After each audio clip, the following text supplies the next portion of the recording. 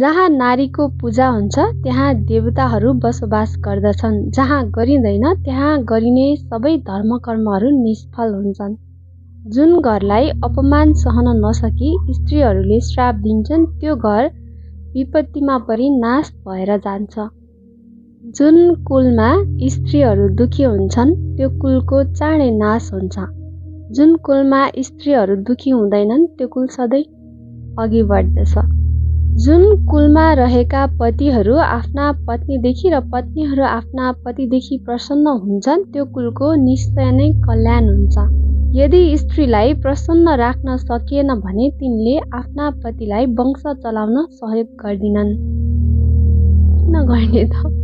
ऐश्वर्य चाहने पुरुषले वस्त्र गहना आदिले कुनै शुभ कर्म वा विवाह आदिमा स्त्रीहरूलाई सत्कार गर्नुपर्दछ अरे।